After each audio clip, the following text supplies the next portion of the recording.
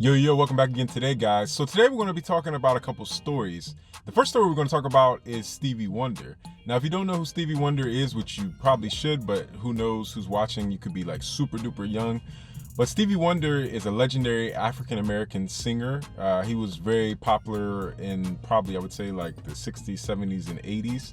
More so the 70s and 80s probably.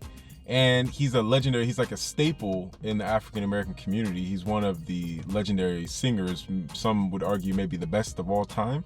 And he said that he's going to be moving to Ghana, West Africa. And he actually said this around 15 years ago, I think, if I'm correct. I can't exactly remember, but I think he said it around 15 years ago that eventually he was going to move to Africa permanently and make his main residence in Africa. But as of yesterday, he announced that he was going to permanently move to Ghana, West Africa, and he just wanted to see America smile one more time before he left.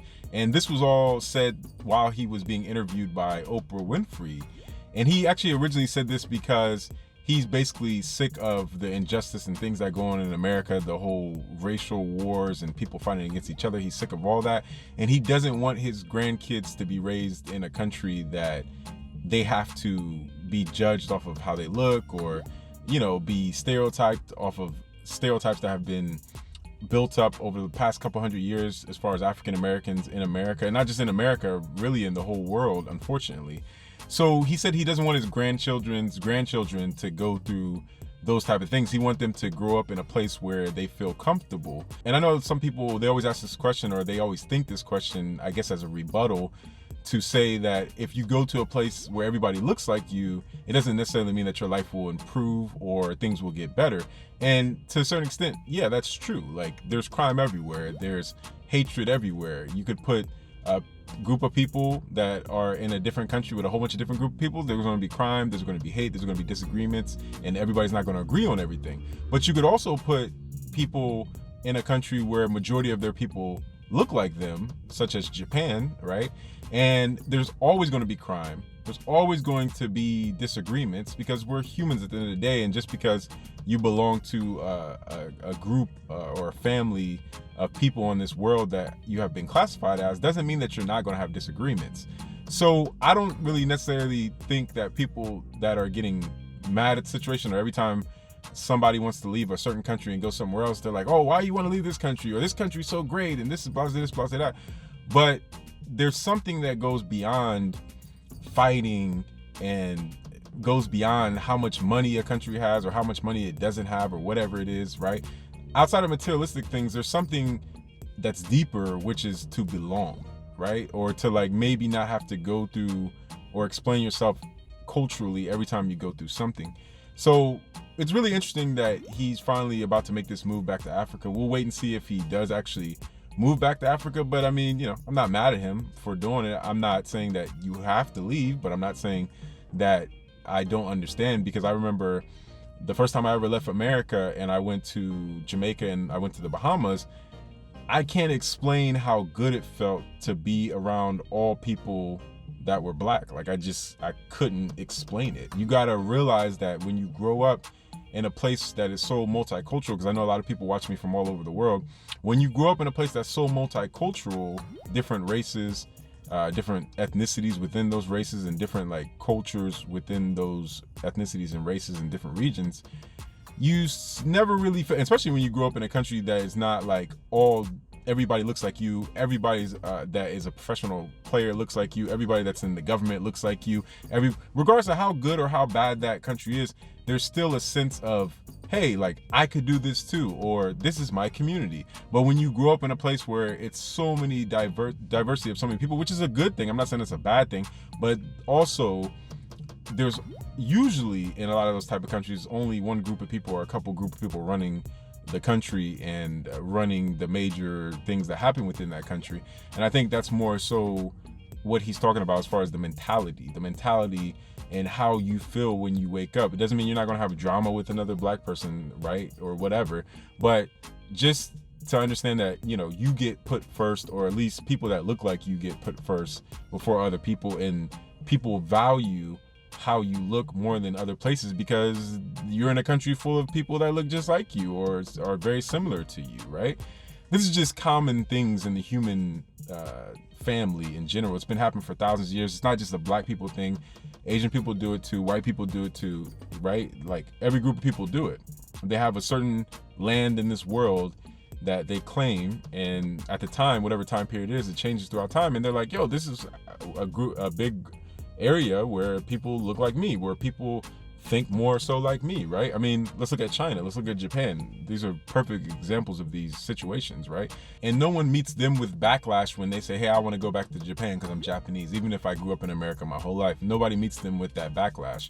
No one meets a Chinese person that's a Chinese American that grew up in America their whole life. No one meets them with the whole fight back that they do whenever African Americans say that they want to leave America and go somewhere else. Because last time I checked, it's a free world. It's supposed to be a free country if that's really real. I don't know if it's really real for African Americans, but if that's really real, if it's a free country, then you should be able to go and come whenever you please, right? So my interpretation of this is that he wants to be somewhere where majority of people respect each other. He's also noted on there that he feels like there's more respect in different countries and continents, especially in Africa, certain African countries, just natural respect of how you would treat people versus how a lot of people in America treat people. I mean, let's just be real here. America is not maybe the coldest country in the world when it comes to people, but it's pretty much up there. America is very materialistic. America really truly only cares about you when you are doing something great, and when you're not, yeah, sometimes you get championed, but a lot of time, small guy, nobody know his name. It's always about the big guy, right? So yo guys, the next story that we got is a story coming out of Egypt. So Egyptian archaeologists have found a brewery, a traditional brewery, Egyptian brewery that's over 5,000 years old or close to 5,000 years old. They actually found this under about, I think it's like 200 or 300 miles under Cairo, Egypt, to the south of Cairo, Egypt. And this burial ground, or like it had a lot of pots that were used to brew beer. I think they put water and grain in there, if I'm correct, and this is how they made some type of alcohol or maybe some type of beer. And this was actually found yesterday or day before yesterday, or maybe like 2 or 3 days ago, but they suspect that it was used for when a royal person in Egypt was buried. So I guess maybe when they were being buried with their gold in their tomb, and they were being sent to the afterlife, right? In the Egyptian culture, there was a lot of gods. If you don't know, there was like Amun-Ra and just all kind of different gods, right? And there was a belief that there was an afterlife, and in afterlife you would still live and have salvation, like majority of religions even today. And therefore you would take things with you. You would get buried with your gold. You would get buried with the things that were closest to you. Royalty obviously had more royal burials, but now they're thinking that people were actually celebrating and drinking after the royal person was buried, right? Like in a lot of traditions of people passing away, people eat, they gather. Some people drink, some people don't. It just depends on what culture you go around the world. Some people celebrate, some people dance, some people act like they're not sad, or their sadness is not the same as maybe yours, because their culture interprets sadness as happiness because they feel like there is an afterlife, or it's just you're transitioning from one life to the next life, right? So every culture in the world is not the same. Just because you might go to a funeral and cry, some people might not. Some people might celebrate and laugh, or maybe celebrate and laugh while they're crying. But they found that, and this is said to be the oldest brewery known in the world. So I thought that was really interesting that they found that in ancient Egypt. What do you guys think about this 5,000-year-old Egyptian brewery? So you guys, this last story is coming from Panama. So a lot of people don't realize that there are a lot of people of African descent in Central America and South America. I think a lot of people still don't realize this. Even a lot of people, black people in Africa, a lot of black people in America, I don't really think that they still realize. I think it's way more than what it used to be, but I don't think that people realize like the history of like Panama or Colombia or Dominican Republic or Cuba. So there's a guy that has started the first Afro-Panamanian restaurant, and it's called La Tapa del Coco. And so he basically started the first Afro-Panamanian restaurant in the downtown area, and I think it's in a very high-end area. I'm not from Panama, you can correct me, but I think it's in a place called San Francisco. And so this restaurant is there to show off the Afro-Panamanian cuisine. Before him, he's actually the first ever, so that's a big deal. But before him, the only time you could actually ever go get Afro-Panamanian food was when you were on the streets. So they had like street carts where you can have Afro-Panamanian food, peas, soups, all kind of different things like that. A little bit of the Caribbean flavors in there as well. But the problem is that they were being excluded from the rich areas like downtown, where there was a lot of diverse restaurants like Greek, Italian, and other indigenous Latin foods that were in that area. So now he's the first one to have an Afro-Panamanian restaurant in that area, which is really amazing. And actually, I've never tried Afro-Panamanian food. I'm gonna have to figure out how I can get there, if I gotta wait till I go to Panama, or if I can find an Afro-Panamanian restaurant somewhere in America.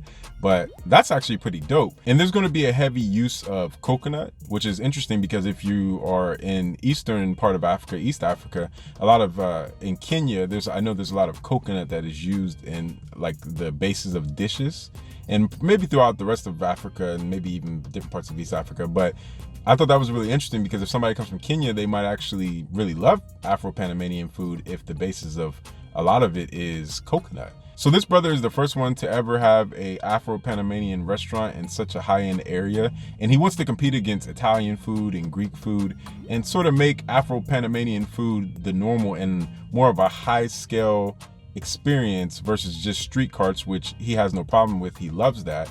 He loves the street carts, but to bring it to a more refined way and a refined experience so you can actually go down and get it. So if you're in Panama, or if you're going to go to Panama, go check this brother out. Yo, that was all the news for today, guys. Please like, subscribe, turn on your bell notifications so you always get all the updates. And add me on all social medias, which is SoundCloud, Snapchat, Instagram, Twitter, and Facebook, which is Afric Network. And always learn from each other, always love each other, and always understand that communication is the key in unity. And yo, guys, until next time, peace. One love.